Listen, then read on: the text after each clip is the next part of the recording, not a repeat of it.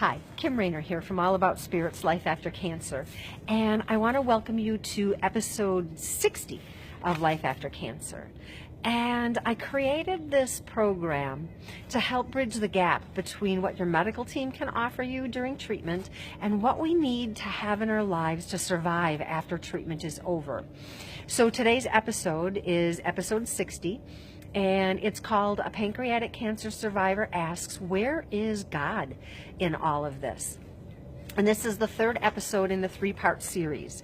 So if you haven't already watched episode 58 and episode 59, you might want to stop this video and then go take a look at those two videos, because there was a little bit of homework to do prior to episode 60, just to give yourself the foundation to get the most that you can out of this show.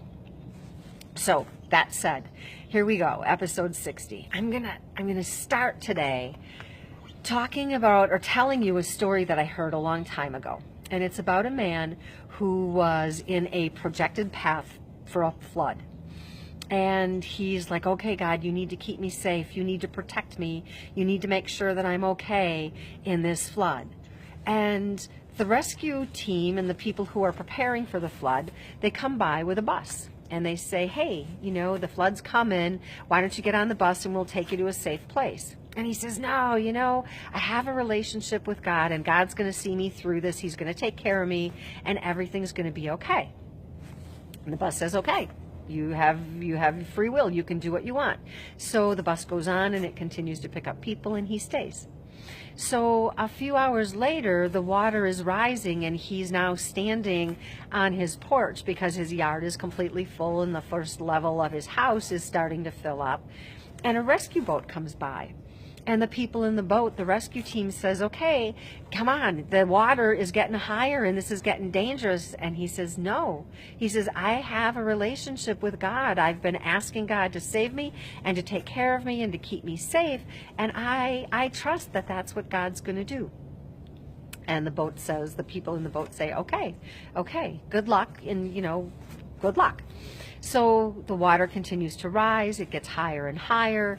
And eventually it's so high that the man has to climb onto his roof. So he climbs up on his roof, and a little while later, an airplane comes by. And they scream down, you know, through a bullhorn. The water level is dangerous. We'll throw you down a rope and we'll pull you up. Please come on board. And the man says, no, I have a God, and God is going to take care of me. He's going to make sure that I'm safe in all of this. Well, as it happens, you know, the man dies in the flood, and he gets up to heaven, and he's standing in front of God, and he says, God, how could you do this to me?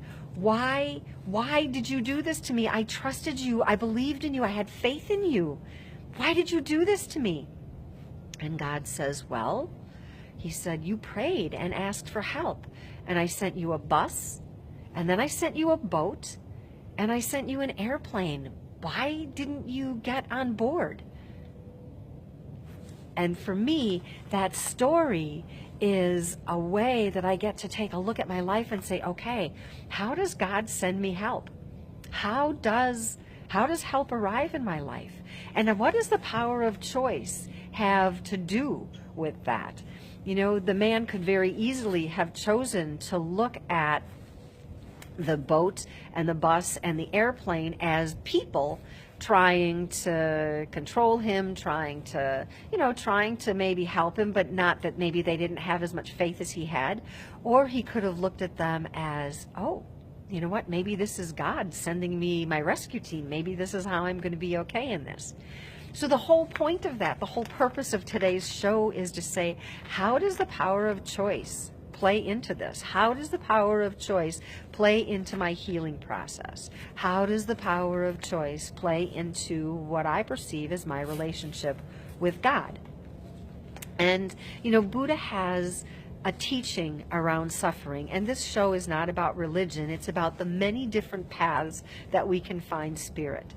And I love this particular teaching about Buddha, what he says. He says that there are 4 noble truths.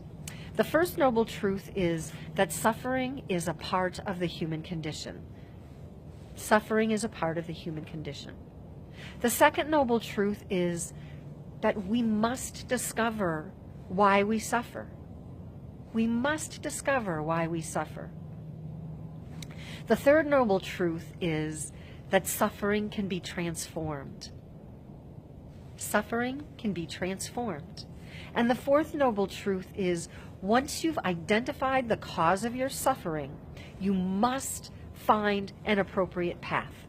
And that's what all about Spirit's Life After Cancer is about, right? We absolutely suffer when we get our cancer diagnosis. And there is a fair amount of suffering that goes on during the surgery and the treatment and chemo and radiation and the aftermath of all of that stuff. But the truth is, suffering is not unique to cancer survivors, right? You probably had things in your life that you suffered over long before your diagnosis. I know that I did, and I know that the people around me have things that they suffer over. Some of those things are lifelong patterns that we carry with us, right?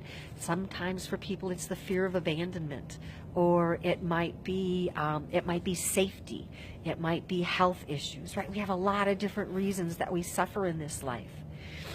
So identifying, okay, we're going to suffer, that's part of life. So if we let every time something happens that causes pain or suffering, if we allow that to derail us, if we allow that to knock our train off the tracks, we're going to suffer even more. But if we can find a way to look at that and look at suffering as saying, okay, this is part of life. I'm going to need to find a way to navigate through this. This is life. And to move forward with that. So when it talks about suffering, when Buddha talks about suffering and the ability of it being transformed, right? If we go back and look at the story of the man in the flood, right? He could have been transformed by the bus. His situation could have been transformed by the boat, and it could have been transformed by the airplane when he was on the roof. But his concept or his belief or his idea of what God should look like, of how God should save him, blocked God from being able to help him. And in my experience, I have found that that is part of what happens to me. That's part of the challenge that ends up being created in my life. That's part of what continues to cause my suffering. So if I can approach the suffering that's going on in my life, and if I can approach my challenges rather than from the position of, why is God doing this to me? Why are you punishing me this way? Why do I have to suffer this way? To, what can I learn from this experience? Where do I have a pattern in this that I've seen created over and over in my life? What do I need to change? What do I need to do differently? What can I look at differently? That perspective becomes the invitation to finding my new path. And in that finding my new path is the power of choice. That's where that comes from. The power of choice is in the ability to say, okay, this might be the beliefs that I've held for a long time. This might be the idea that I've known is truth.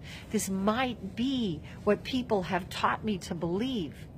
But what would happen if I expanded my perspective just a little bit to say, maybe there is something to learn from this. Maybe there is a different way to deal with this. Maybe there is a different way to navigate through this process where I could end up being more peaceful, more content, happier, right? So that's where the power of choice comes in. And I see in my life, in my cancer experience, that there were many choices that I had to make. I had to decide whether I was going to do traditional Western medicine treatment. I also got to choose if I wanted to use complementary medicine to help me with that.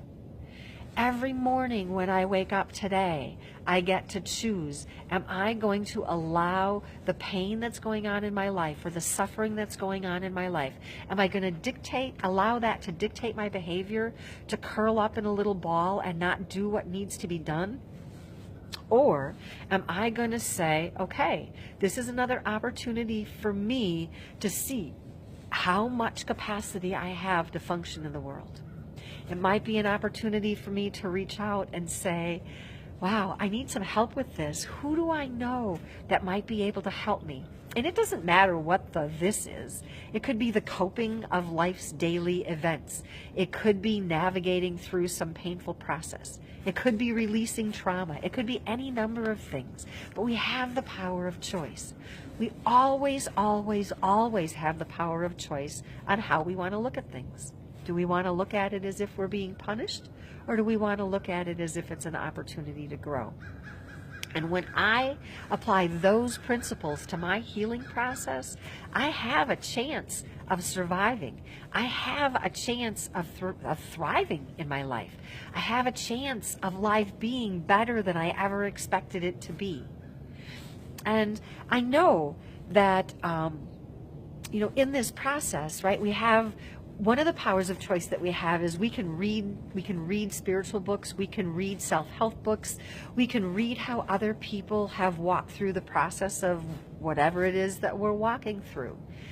And I like to equate this to, when I read a book about what it means to ride a bike and how it feels to ride a bike, that is a completely different experience than hopping on a bike and finding my center of balance, being able to pedal, and being able to move through the world on a bicycle, right? So there's this way that reading about it, studying it, learning it is one choice.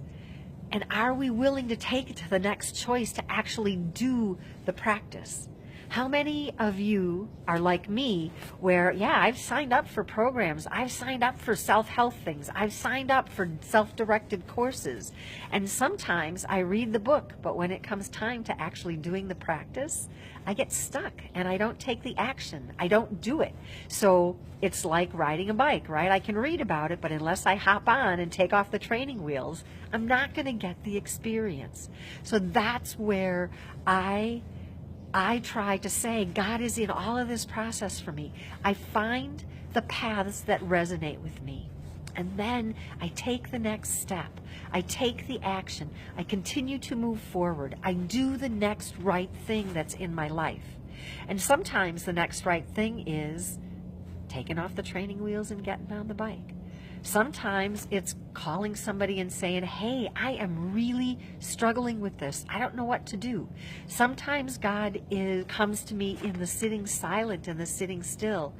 And sometimes God comes to me in skin and bone and flesh. So where is God in all of this? The power of choice lies in me. I can choose to look at my experience, my cancer journey, as one big bad punishment from the get-go. Or I can choose to look at my cancer experience as if it has been a wake-up call for me, an opportunity to look in my life and say, okay, God, what is it that you want me to be? What is it that you want me to do? What is it that you are looking for from me? And then how can I oblige in that process? How can I take the next right action? How can I be fully who and what you want me to be? Now, one of the things that happens is sometimes I get stuck in the trauma of the situation and I'm not able to take that action. And I know that the holidays are coming up this time of year, right? It's the middle of December or early middle of December. And for those who are Christian, the Christmas holidays are coming up. And some people get really excited about the holidays and they're really motivated and they're really excited. And then there's this percentage of the population that are like, oh gosh, do I really have to deal with this? Do I have to do this? So I'm going to extend an invitation to you to take the training wheels off your bike and to get on your bicycle and say, come and join me. So I'm doing this event on December 19th, and it's called Healing the Trauma of Cancer. And it is an invitation to step into your body and say, is this a path for me? Is part of the path for me finding a way to release the trauma of cancer from my body, to acknowledge that this is stored in my cells. I have stuff going on inside of me. So I hope that you'll join me on the 19th of December. And, you know, if you are watching this and you're not a cancer survivor and you're struggling with some kind of trauma, I still invite you to come and join the event, to come and sign up for the event. It is, I invite you to join me for the event. I invite you to join me and sign up for the event and come and experience what it's like to make a conscious choice to invite God, as I understand God, into your life to heal the trauma of cancer. You won't know if it's beneficial or not until you try it. You won't know if it's going to help until you try it. So I hope that you'll say yes to the invitation to try and take some proactive action in your own life to heal yourself from life after cancer.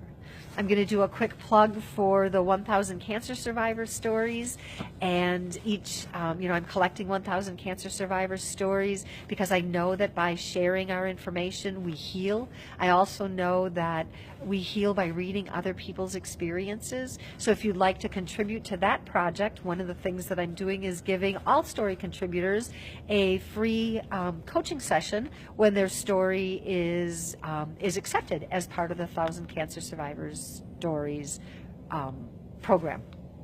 So if you found something helpful in today's episode, if you want to be a story contributor, I hope that you'll put your comments beneath this post and share it with other people. I think that a lot of times we go through stuff alone when we don't have to. There's other people who are willing to help us. There's other people who are willing to share, and there's ways that we can grow. So I hope you found something helpful from this episode of Life After Cancer, and I hope you'll join me next week for Life After Cancer, and I absolutely hope that you'll join me on December 19th for Healing the Trauma of Cancer. Thanks for being here today, and make it a great day.